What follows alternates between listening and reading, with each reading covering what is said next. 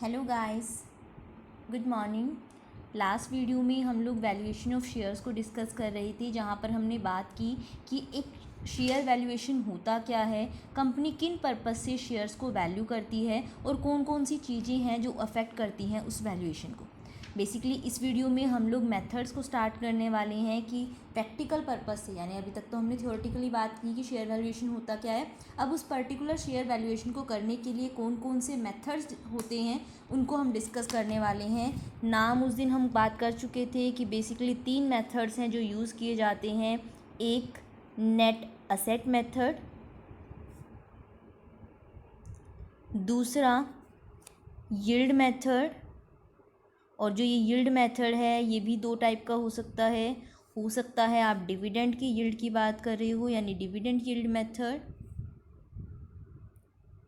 And secondly earning capacity method.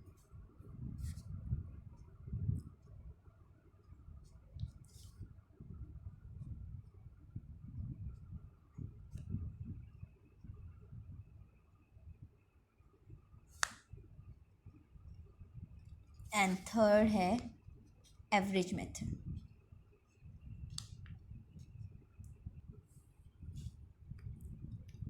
Basically हम सबको 1 bye 1 discuss करेंगे, पूरी डिटेल में बात करेंगे। आज जो हम डिस्कस करने वाले हैं वो हम फर्स्ट मेथड करने वाले हैं, यानी हम नेट असेट मेथड को डिटेल में डिस्कस करेंगे आज। नेट असेट, तो देखो बेसिकली नेट असेट मेथड क्या है कि आपका जो नेट असेट मेथड है ये क्या कहता है, शेयर्स की वैल्यू को असेट्स के बेस पे कैलकुलेट करता है। यानी बेसिकली देखो शेयर की वैल्यू कैसे डिसाइड होगी, या तो आपकी कंपनी के पास असेट्स कितनी हैं, या वो अपने शेयर होल्डर को डिविडेंड कितना दे रही है, कितनी वो अर्न कर रही है, यही चीज़ें तो बेस बना सकते हो ना। उन्हीं चीज़ों के बेस पे तो एक कंपनी की रेपुटेशन होती है, इसी के बेस पे उसकी शेयर्स की वैल्यू होगी। तो बेसिकली नेट असेट मेथड क्या करता है, वो कैलकुलेट करता है एक शेयर की वैल्यू को कंपनी की असेट्स के बेस पे, यानी कंपनी के पास कितनी असेट हैं। अगर कंपनी के पास ज़्यादा असेट्स होंगी इसका मतलब कंपनी की पोजीशन अच्छी है, शेयर्स की वैल्यू ज़्यादा मिलेगी। और अगर कंपनी के पास असेट्स कम होंगी तो इसका मतलब क्या है, कंपनी की पोजीशन कम अच्छी है या फिर अच्छी नहीं है और उनके शेयर्स की वैल्यू कम मिलेगी। जो आपका नेट असेट मेथड है इसको breakup value method,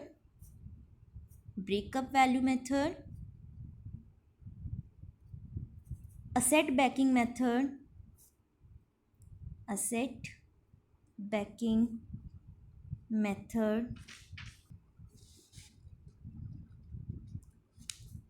intrinsic value method,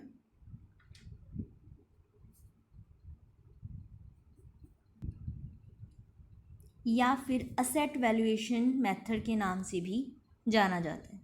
यानी चाहे आपके पास पेपर में आए कि आपको नेट असेट मेथड यूज़ करना है, असेट बैकिंग मेथड यूज़ करना है, ब्रेकअप वैल्यू मेथड यूज़ करना है, इंट्रिंसिक वैल्यू मेथड यूज़ करना है, या असेट वैल्यूएशन, ये एक ही मेथड के डिफरेंट नेम है। सबका मतलब एक ही है कि आपको क्या करना है, कंपनी की असेट्स के अकॉर्डिंग शेयर का प्राइस डिसाइड करना है। अब देखो कंपनी के पास कितनी असेट होनी चाहिए, कंपनी के पास एटलीस्ट इतना पैसा तो होना चाहिए, इतनी तो उनकी असेट होनी चाहिए कि वो क्या कर सकें, सारे आउटसाइडर्स को पे कर सकें और फिर भी उनके पास इक्विटी वालों के लिए कुछ बचे, तभी इक्विटी शेयर्स की वैल्यू है। क्योंकि देखो जब हम शेयर्स की वैल्यूएशन की बात कर रहे हैं तो बेसिकली हम इक्विटी शेयर्स की वैल्यू की बात कर रहे हैं। तो इक्विटी शेयर्स में की वैल्यू किस बेस पे होगी कि आपके पास टोटल कितनी असेट्स हैं, जितना आपके पास टोटल असेट होंगी उसमें से कुछ तो आपको आउटसाइडर को पे करना होगा। यानी आप क्या कर पाओ, उनमें से आउटसाइडर को पे कर पाओ, जितनी भी आउटसाइडर्स की लायबिलिटी हैं। उसके बाद क्योंकि इक्विटी शेयर्स की बात है तो इक्विटी वालों के लिए तो कुछ तब बचेगा जब हम प्रेफरेंस शेयर्स होल्डर को भी उनका सब कुछ दे चुके होंगे, यानी प्रेफरेंस शेयर कैपिटल भी लेस कर चुके होंगे।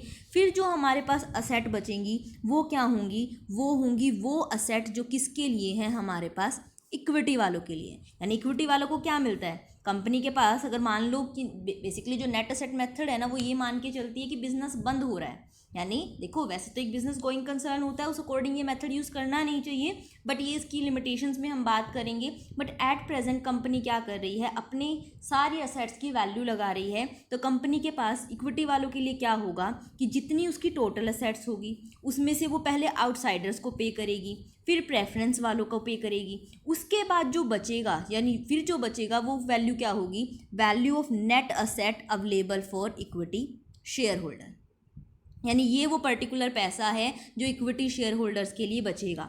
तो जो शेयर्स की वैल्यू है वो किसके अकॉर्डिंग डिसाइड होनी चाहिए, इसी के अकॉर्डिंग डिसाइड होनी चाहिए। यानी जो इक्विटी वालों को मिलेगा उसी के अकॉर्डिंग तो आप इक्विटी वालों की वैल्यू डिसाइड करोगे। तो बेसिकली शेयर्स की वैल्यू कैसे निकलेगी, वैल्यू ऑफ शेयर्स कि आपके पास टोटल नेट असेट कितनी है, किनके लिए, इक्विटी वालों के लिए, डिवाइडेड बाय कितने नंबर ऑफ इक्विटी शेयर्स हैं। यानी आपको एक शेयर की वैल्यू निकालनी है तो आप क्या कर दो, जितनी टोटल असेट्स आपके पास इक्विटी शेयर होल्डर्स के लिए बचती हैं, यानी जितनी नेट असेट आपके पास उनके लिए है, उसको डिवाइड कर दो जितने आपके पास टोटल नंबर ऑफ शेयर्स हैं। तो आपको पता चल जाएगा कि पर शेयर आपके पास कितना पैसा है इक्विटी वालों को देने के लिए। अब दूसरा क्वेश्चन आता है कि नेट असेट, हमने अभी तो बोला था वैसे तो कि आपको क्या करना है कि टोटल असेट्स लेनी है, उसमें से आउटसाइडर्स को देना है, प्रेफरेंस को देना है, तो ये नेट असेट आपको पता चलेंगी। बट डिटेल में बात करते हैं कि कैसे आप ये नेट असेट फाइंड आउट करोगे। तो देखो दो तरीके होते हैं इसको निकालने की, दोनों की बात करेंगे हम लोग क्योंकि क्वेश्चन पे डिपेंड करता है। बेसिकली फर्स्ट मेथड यूज़ होता है बट रेयर चांसेस में हमें सेकेंड मेथड भी अप्लाई करना पड़ जाता है।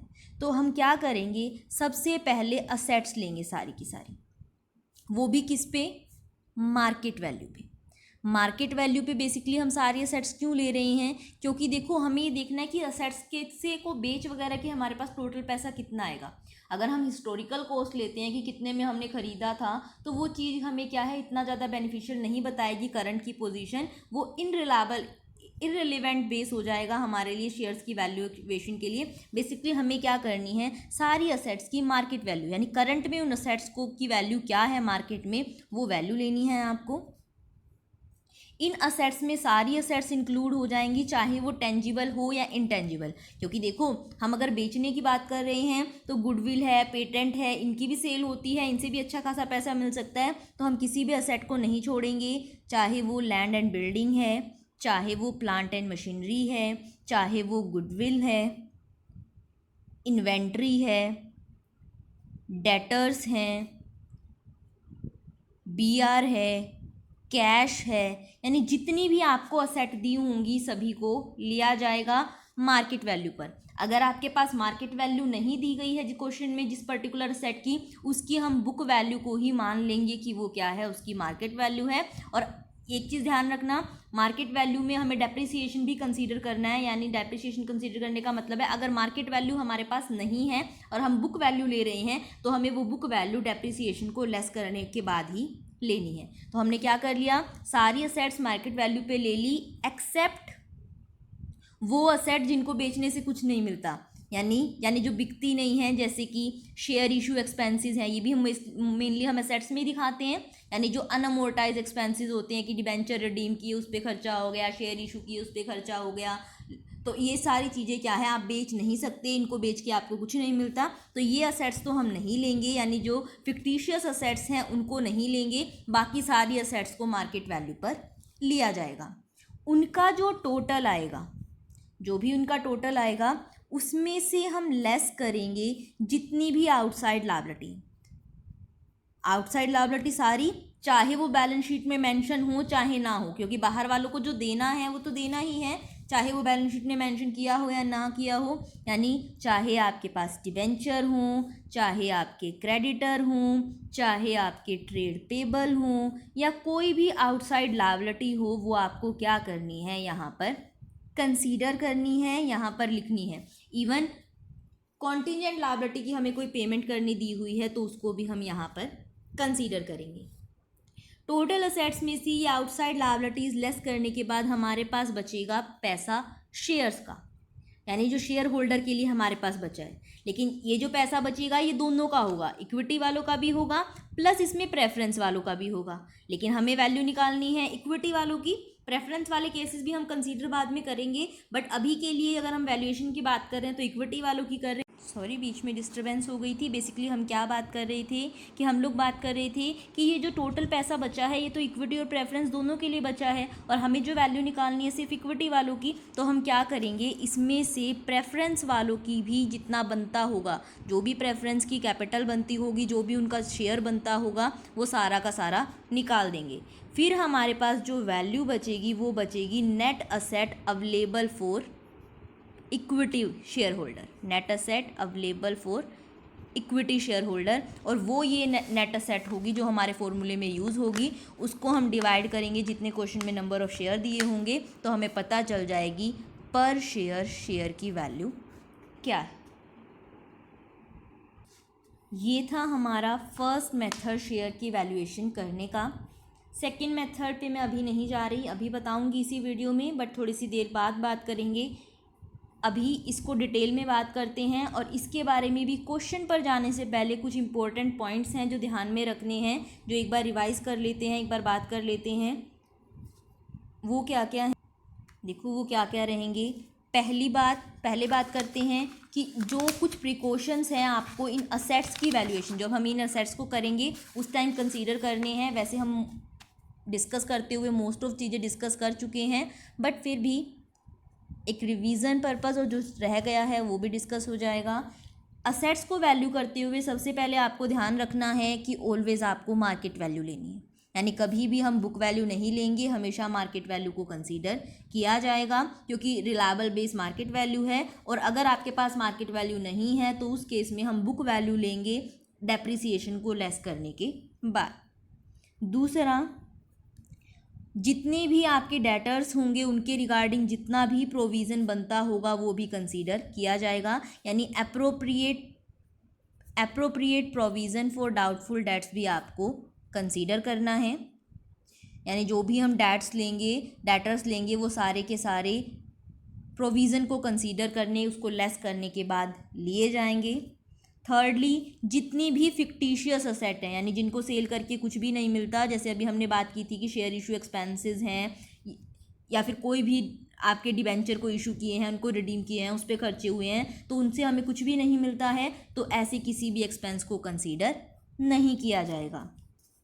एंड लास्टली, इनटेंजिबल असेट्स क्या है, बिजनेस की इंपॉर्टेंट असेट होती हैं तो उनको कंसीडर करना है, यानी गुडविल, ट्रेडमार्क, पेटेंट, उनको आप कंसीडर करोगे।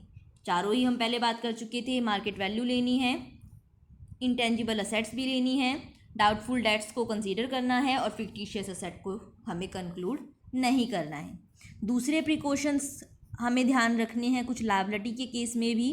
वो क्या क्या, एक तो आपको सारी लायबिलिटीज़ लेनी है, चाहे वो बैलेंस शीट में मेंशन हो चाहे वो ना हो। दूसरा, जो आपके आउटस्टैंडिंग एक्सपेंस हैं और जो आपकी कॉन्टिजेंट लायबिलिटी है वो भी आपको लेनी है, यानी एक एप्रोप्रिएट अमाउंट जितना आपको लगता है कि आपको कॉन्टिजेंट लायबिलिटी का देना पड़ेगा या आउटस्टैंडिंग एक्सपेंसेस देने पड़ेंगे, वो भी क्या करने हैं आपको यहाँ पर लेने हैं। थर्डली, टैक्सेशन के लिए जो प्रोविज़न आपने बनाया होगा वो भी आपको लेना पड़ेगा, क्योंकि टैक्स भी आपको देना ही है। और फोर्थली, आपको प्रेफरेंस शेयर होल्डर का जो भी हिस्सा बनता है वो भी क्या करना पड़ेगा, उनका क्लेम भी लेस करना पड़ेगा, तभी आपको इक्विटी वालों की वैल्यू मिलेगी। यानी सारी लायबिलिटी कंसीडर करनी है, including contingent liability, outstanding expenses, taxation provisions और प्रेफरेंस शेयर्स की कैपिटल। इसके बाद जो आपके पास बचेगा वो होगा आपके पास नेट असेट की वैल्यू, जिसको आप डिवाइड करोगे किसके साथ, नंबर ऑफ शेयर के साथ, तो आप पहुंचोगे किसके ऊपर, आपकी पर शेयर वैल्यू के ऊपर। मेथड की मेरिट्स डिमेरिट्स भी हम बाद में डिस्कस करते हैं, पहले एक क्वेश्चन करते हैं। देखो हमें क्या क्वेश्चन दिया गया है, हमें बैलेंस शीट दी गई है एक्स लिमिटेड की, कब की, 31 मार्च 2019 की, जिसमें आपके पास क्या है, इक्विटी एंड लायबिलिटीज़ में आपके पास इक्विटी शेयर कैपिटल है, जनरल रिजर्व है, प्रॉफिट एंड लॉस का बैलेंस है, उसके बाद आपके पास एम्प्लॉयज़ का प्रोविडेंट फंड है, कुछ करंट लायबिलिटीज़ हैं जिसमें trade payable, workman saving account, taxation के प्रोविजंस हैं। उसके बाद हमारे पास कुछ नॉन करंट असेट्स हैं जिसमें लैंड एंड बिल्डिंग है, प्लांट एंड मशीनरी है, गुडविल है, इन्वेस्टमेंट है जिसकी बुक वैल्यू भी दी हुई है और मार्केट वैल्यू भी दी हुई है। उसके बाद हमारे पास कुछ करंट असेट्स हैं जिसमें इन्वेंट्री है, ट्रेड रिसीवेबल है, कैश एट बैंक है, और नॉन करंट असेट्स में हमारे पास शेयर इशू एक्सपेंसेस हैं। नीचे कुछ एडिशनल इन्फॉर्मेशन दी गई है जिसमें हमें क्या क्या दिया गया है। एक बार जब भी कोई क्वेश्चन करो, चाहे हम अभी इतना डिटेल में कोई बात नहीं कर रहे, बट एक बार थोड़ा सा रीड आउट कर लेना चाहिए जिससे हमें पता लग जाए किस किस चीज़ से रिलेटेड हमारे पास एडजस्टमेंट है, ताकि हम क्या कर सकें जब क्वेश्चन को करें उसे साथ के साथ कंसीडर कर सकें। तो देखो क्या बताया है कि जो लैंड एंड बिल्डिंग है उसकी वैल्यू अब 3 लाख है, प्लांट एंड मशीनरी की वर्थ 60,000 है, ट्रेड रिसीवेबल 5,000 के बैड हो चुके हैं, और गुडविल की वैल्यू 70,000 हो चुकी है। आपको क्या करनी है, शेयर्स की वैल्यू निकालनी है on net asset basis. Question clear हो गया होगा कि हमारे पास बैलेंस शीट है और कुछ एडिशनल इन्फॉर्मेशन है। तो देखो अब क्वेश्चन को स्टार्ट करते हैं। हमें निकालनी है नेट असेट्स। तो पहले असेट्स से स्टार्ट करते हैं। असेट्स हमें बोला गया था कि सारी लेनी है, और किस पे लेनी है, मार्केट वैल्यू पे। तो देखो हमारे पास कौन कौन सी असेट दी हुई थी। पहले है land and building. Land and building के बारे में एडिशनल इन्फॉर्मेशन थी, यहाँ पर दी है लैंड एंड बिल्डिंग 2,10,000 की, और एडिशनल इन्फॉर्मेशन में दिया था कि लैंड एंड बिल्डिंग की वैल्यू अब 3 लाख हो गई है, और हमें बोला गया था कि आपको क्या लेनी है, मार्केट वैल्यू। तो लैंड एंड बिल्डिंग हो गई हमारी 3 लाख की। इसके बाद हमें दिया गया है plant and machinery. Plant and machinery यहाँ पर 70,000 की है, लेकिन एडिशनल इन्फॉर्मेशन में क्या लिखा हुआ था कि प्लांट एंड मशीनरी का वर्थ अब 60,000 हो गया है। हमें तो करंट की वैल्यू लेनी है, और करंट की उसकी वैल्यू 60,000 है, तो हमारे लिए वैल्यू 60,000 है। उसके बाद गुडविल है। गुडविल देखो एक इंटेंजिबल असेट है, लेकिन हमें बोला गया है कि इंटेंजिबल लेनी है और मार्केट वैल्यू पे लेनी है। यहाँ पर 40,000 है, लेकिन एडिशनल इन्फॉर्मेशन में क्या कहा हुआ था कि इसकी वैल्यू अब 70,000 हो गई है। तो हम क्या करेंगे, गुडविल को ले लेंगे 70,000।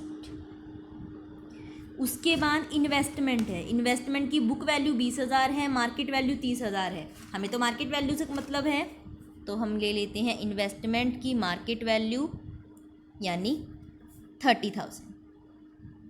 उसके बाद आगे और असेट्स हमें दी हुई थी कि आपके पास कुछ करंट असेट्स हैं जिसमें इन्वेंट्री 60,000 है। इन्वेंट्री के रिगार्डिंग कोई और इन्फॉर्मेशन नहीं थी, तो उसको हम बुक वैल्यू पे ले लेंगे। इन्वेंट्री हमारे पास 60,000 है। ट्रेड रिसीवेबल्स 80,000 के हैं, लेकिन नीचे दिया हुआ था कि 5,000 के क्या हो गए हैं, बैड हो गए हैं। तो हम क्या लिखेंगे, ट्रेड रिसीवेबल्स यानी डेटर्स इसी में आते हैं। टोटल 80,000 के हैं, 5,000 इसमें से बैड हो गए हैं, यानी अब हमारे पास 75,000 के।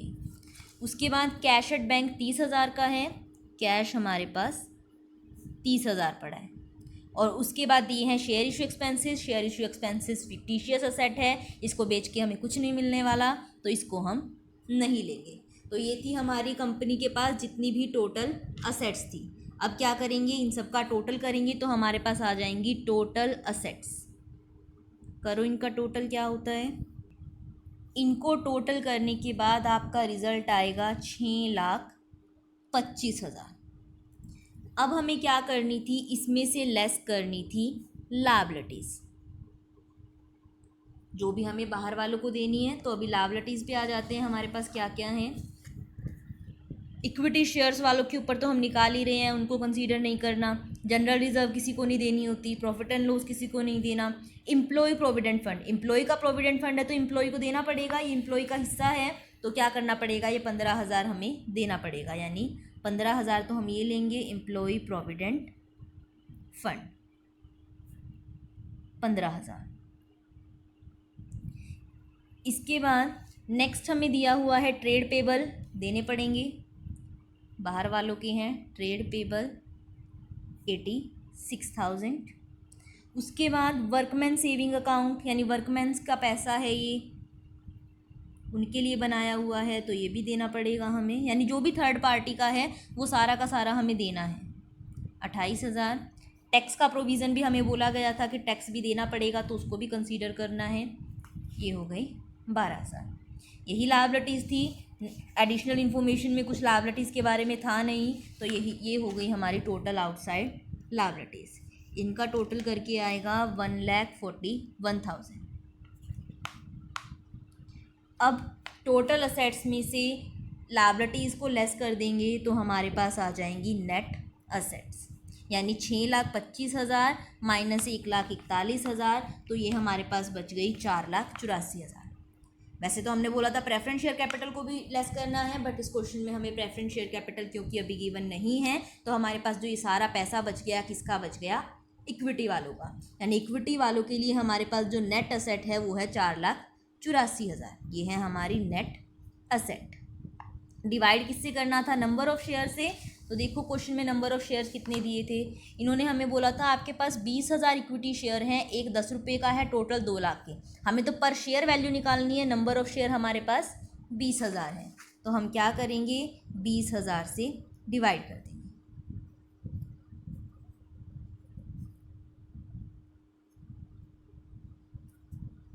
यानी पर शेयर वैल्यू जो आ गई वो आ गई 24.20 रुपये। बेसिकली जिस शेयर की बुक वैल्यू 10 रुपये है उसकी एट प्रेजेंट मार्केट में जो वैल्यू है वो 24.20 रुपये 24.20 है। यानी पर शेयर इक्विटी शेयर की जो वैल्यू है, वैल्यू पर शेयर आपकी आ गई 24.2 रुपीज़। बस इतना ही क्वेश्चन था, कुछ भी नहीं है क्वेश्चन में।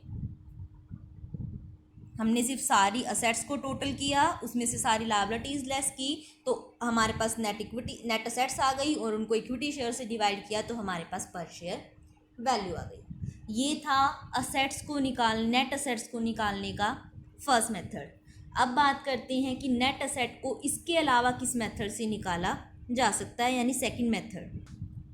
देखो अगर हम डायरेक्ट सेकंड मेथड की मैं आपको बताऊंगी नेट असेट, तो हम कई बार कंफ्यूज हो जाते हैं कि ये पर्टिकुलर चीज़ें नेट असेट निकालने के लिए कैसे ली। तो मैं पहले रीज़न बताती हूँ, फिर बताती हूँ कि यहाँ पर आएगा क्या। हमने अभी क्या किया, हम पहले ये वाली बैलेंस शीट बनाते थे जिसको हम हॉरिजॉन्टल बैलेंस शीट बोलते थे। यहाँ पर हमने सारी असेट्स लिखी होती थी, यहाँ पर सारी लायबिलिटीज़। बेसिकली जो अभी हमने क्वेश्चन भी लिया था